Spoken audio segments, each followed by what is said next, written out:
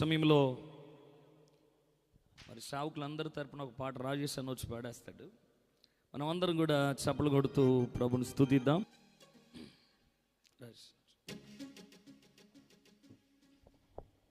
Praise God. అందరం ఒకసారి దేవునికి స్తోత్రం చెప్దామండి. గట్టిగా చెప్పేద్దామా? హల్లెలూయా.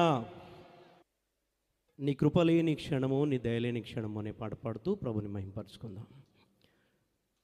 దైవజనులు మోషయ్య గారిని బట్టి, అలాగే దైవజనులు సహోదరులు జాన్ గారు, అట్లాగే టీం అంతటిని బట్టి ప్రభుని స్తుతిస్తూ ఉన్నాం. Praise God. యేసయ్యా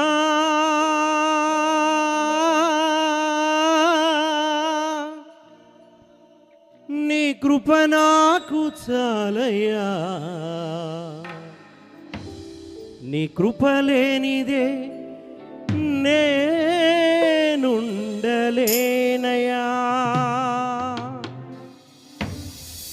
అందరం కలిసి చప్పట్లు కొడుతూ ప్రభుని మహింపరుస్తూ పాడుకుందామండి. స్తోత్రం.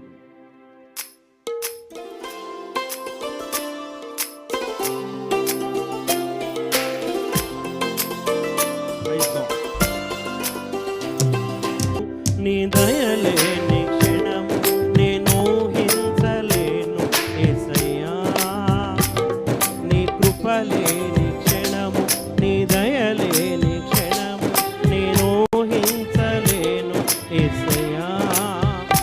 యేసయ్యా నీ కృప నాకు చాలయ్యా, నీ కృప లేనిదే నేనుండలేనయ్యా.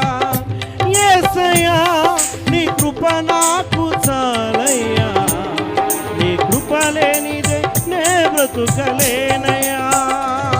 నీ కృప లేని క్షణము, నీ దయలేని క్షణము నేను ఊహించలేను యేసయ్యా.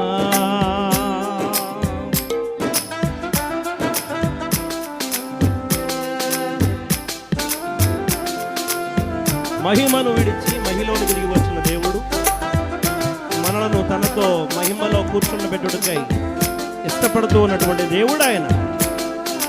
స్తోత్రం.